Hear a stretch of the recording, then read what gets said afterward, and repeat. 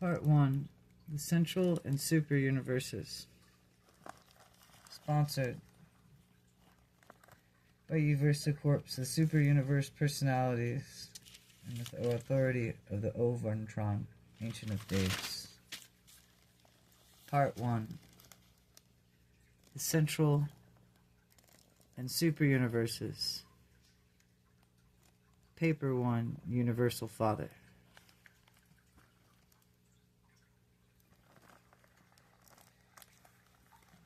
The Universal Father is God of all creation, the first and center source of all things and all beings. First think of God as a creator, then as a controller, and lastly as an infinite upholder. The truth about the Universal Father has begun to dawn upon mankind when the prophet said, "You, God, you alone. There is none beside you. You have created heaven and the heaven of heavens. Where then all your hosts you preserve and control them? By the sons of God, were the super universes made. The Creator covers himself as light with the garment that outstretches his hands to the heavens and beyond the curtains. Only the concept of the Universal Father and the God in the place of many gods enabled mortal man to comprehend the Father as divine creator and infinite controller. The myriads of planetary systems were made to be eventually inhabited to many different types of intelligent creatures, beings who would know God and receive divine affection and love Him in return. The universe of universes is the work of God and dwelling place of His diverse creatures. God created the heavens and formed the earth as He established the universe and created this world not in vain, but He formed it to be inhabited. Well, the enlightened worlds all recognize and worship the Universal Father, the eternal Maker, the infinite upholder of all creations. The will creatures of the universe upon universe have embarked upon the long, long paradise journey. I'd say it's pretty long. Getting recycled quite a few times.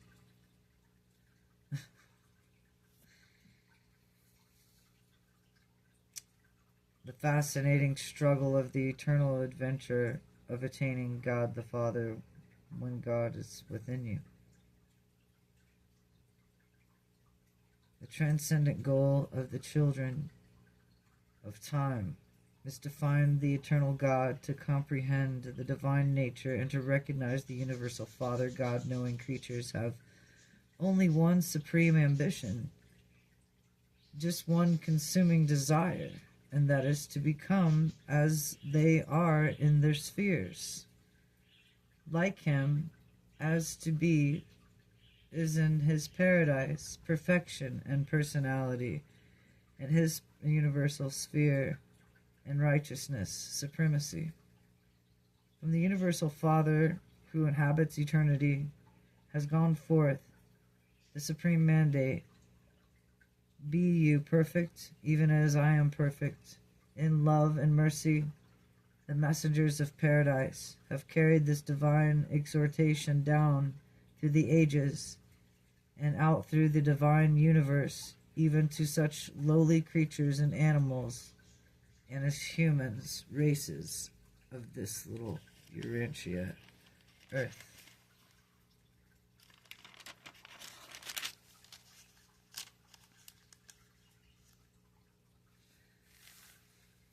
This magnificent and universal injunction to strive for the attainment of the perfection of divinity is the first divinity and should be the highest ambition of all. The struggling creation of the God of perfection. This possibility of attainment of divine perfection is the final uncertainty, destiny of all man's eternal spiritual progress. Urantia mortals can hardly hope to be perfect in the infinite sense, but it is entirely possible for humans starting out as they do on this planet to attain the supernatural divine goal which the infinite God has set for mortal man, and where thereby achieve the destiny, thy will, in all that pertains to self-realization and mind attainment, and attainment to be just as to replete in their own sphere of divine perfection as God himself in his sphere of infinity and eternity. Such perfection may not be universal in its material sense, unlimited in intellectual grasp, or final in spiritual experience, but in the final and complete and all infinite aspects of divinity, of will, perfection, and personality, motivation, and God consciousness. This is the true meaning of the divine command, "Be you perfect as I am perfect," which ever urges mortal man upward and onward and beckons him inward. Notice he said inward because Christ asked to be in your heart, right? So that's inward, and the heart is the greatest sphere of consciousness in the human. Inward in the long and fascinating struggle for the attainment of higher levels of spiritual values and universe meanings. This sublime search for the God of all universes is the supreme adventure of the inhabitants of all the worlds and of all space and times. Number 1, the Father's name.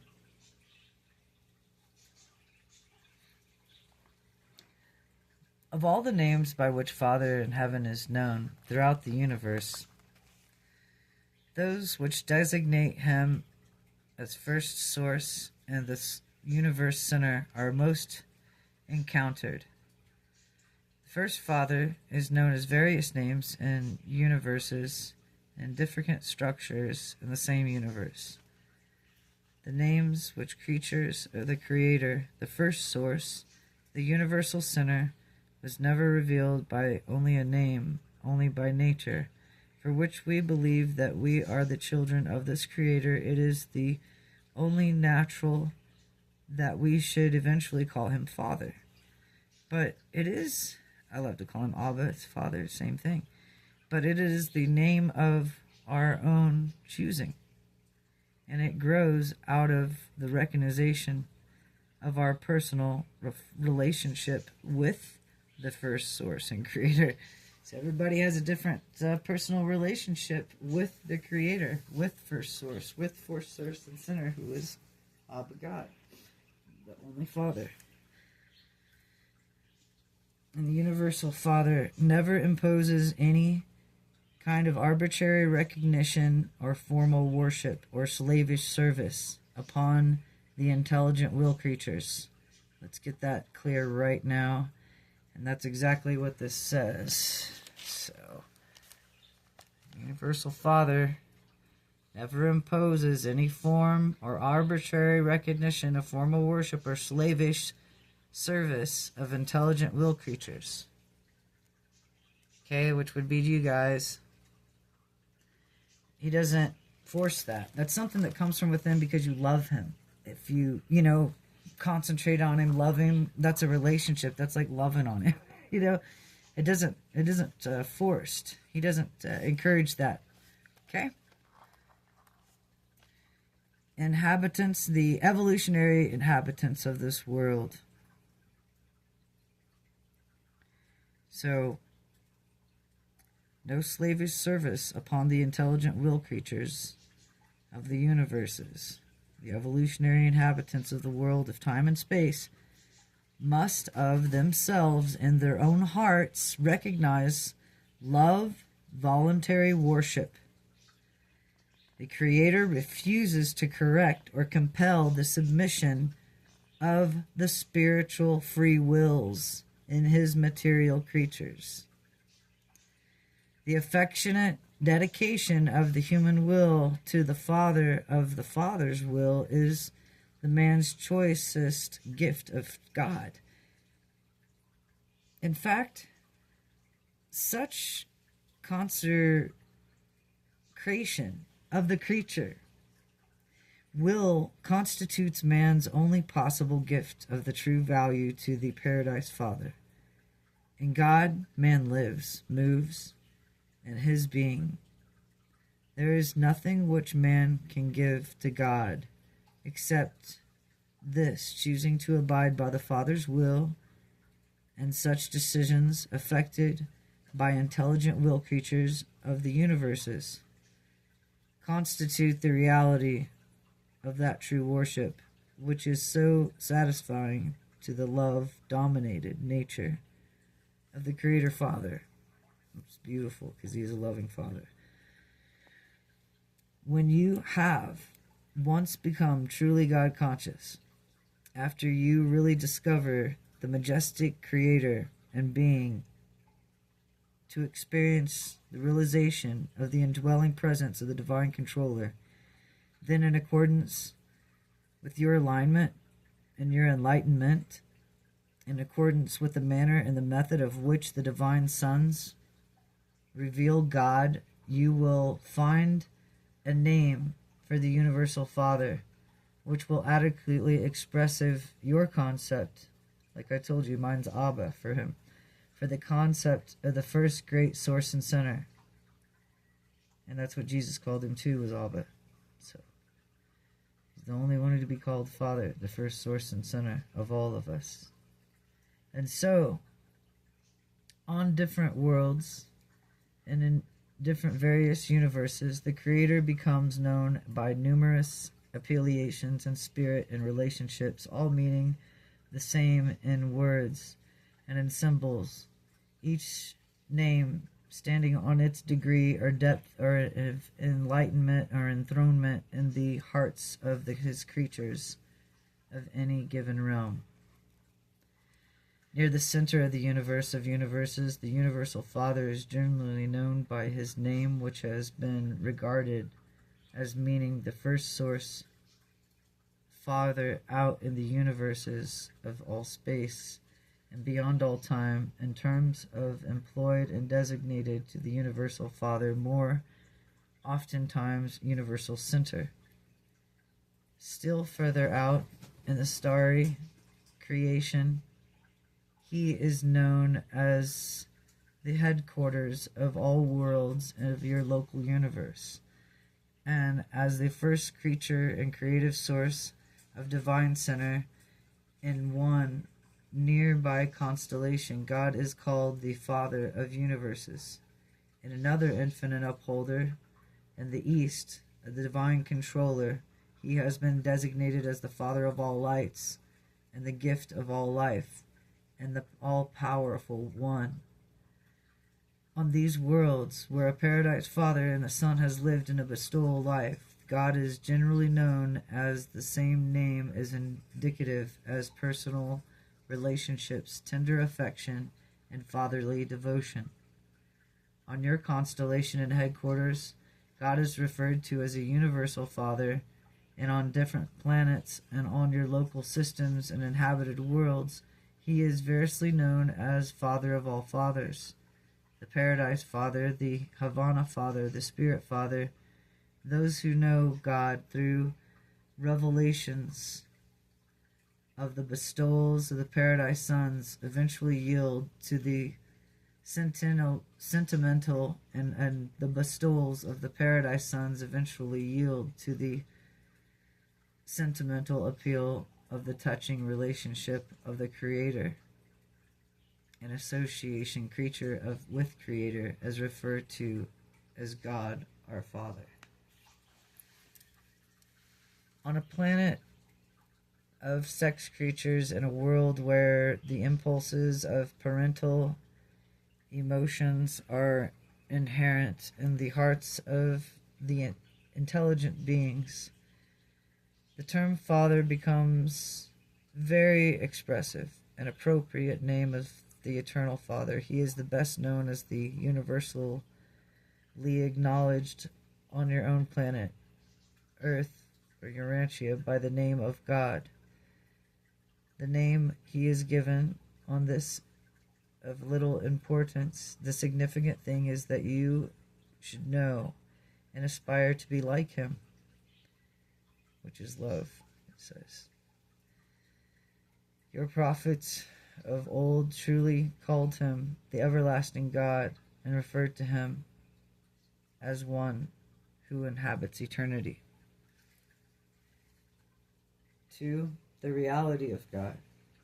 God is a primal reality in the spirit world and is the source in the true mind spheres. God overshadows all throughout the material realms.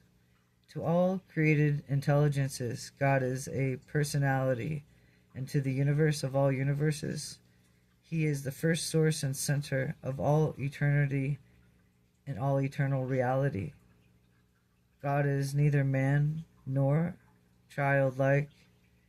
The first Father is universal spirit, eternal truth, infinite reality, and Father personality. The eternal God is infinitely more than reality and idealized, nor the universe personalized. God is not simply to supreme desire of man, the mortal quest objectified.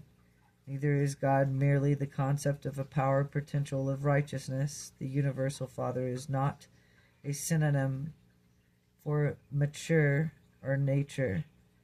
Neither is a natural law personified. God is a transcendent reality, not merely man's traditional concept of supreme values. God is not a psychological focalized of spiritual meanings, neither is he the noblest work of man. God may be any and all of these concepts in the minds of men, but it is more, he is saying, person and loving Father to all who enjoy spiritual peace on earth and who crave experience, personality, survival, and death. The actuality of existence of God is demonstrated in the human experience, but by the indwelling of the divine presence and the spirit monitor from which the paradise to live in the mortal mind of man. So you have the spirit monitor from the paradise father sent to live in the mind of man, which is the pineal gland, just so you know this. And there is no assistant evolving the immortal soul and eternal survival. The presence of the divine adjuster in the human mind is disclosed by 3 experiential phenomena. Number 1, the intellectual capacity for knowing God consciousness. Number 2, spiritual urge to find God seeking. Number 3, the personality craving to be like God, the wholehearted desire to do Father's will. The existence of God can never be proved by scientific experiment or by pure reason of logical deduction. God can be realized only in the realms of the human's experience. Nevertheless, the true concept of the reality of God is responsible to logic, plausible to philosophy, essential to religion, indispensable to any hope of personality survival. Those who know God have experienced the fact of his presence. Such God-knowing mortals hold in their personal experiences only positive proof of existing of the living God, which one human can be and can offer to another. The existence of God is utterly beyond all possibility of demonstration except for the contact between the God consciousness of the human mindset and the God presence of the thought or gesture that dwells within the mortal and the intellect and bestowed upon man as the free gift of the universal Father, which is free will. In theory, you may think that God is just as the creator, and he is the personality of the creator in paradise and central universes of perfection, but the universes of time and space and all created organized paradise corpse of the creator's sons, the universal Father is not the personal creator of the local universe of Nebadon.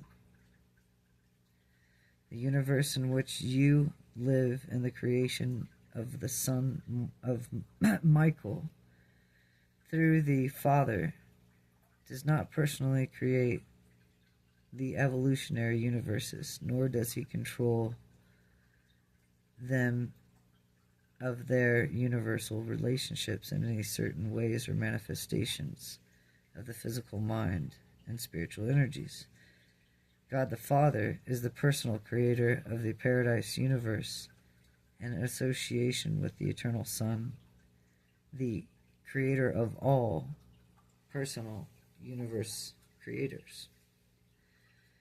As a physical controller in the material universe of universes, the first source and center of functions in the pattern of the eternal Isle of Paradise, through the absolute gravity center, the eternal God exercises cosmic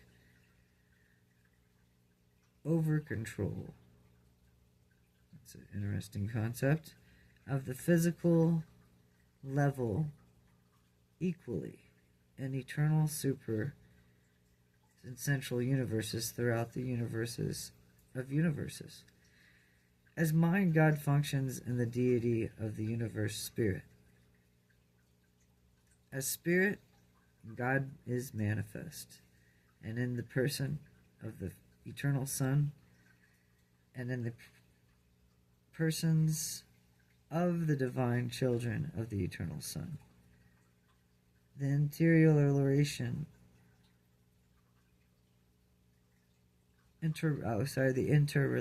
of the first source and center with the co-coordinate persons and the absolute's paradise, not in the least preclude to direct personal action.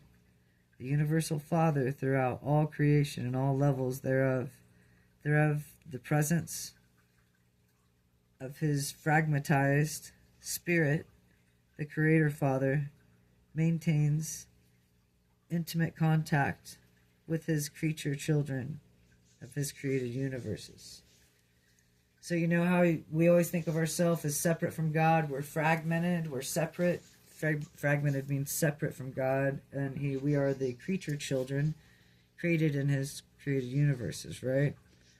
Not directly from him, but we're fragmented off of him. And Son Michael, which is Yeshua Christ, is sent to rule over these lower realms, to take care of us, to get through this. But he is the creator of the paradise heavens. And, as we say before, there's copies of copies. These lower realms are the copies of copies. That's why you see some of the stuff falling apart down here, the Matrix. Christ didn't make this, Remember, Jesus even said, God of this world, okay? So, anyway, as a physical controller in the material universe of universes, the first source and center functions in the patterns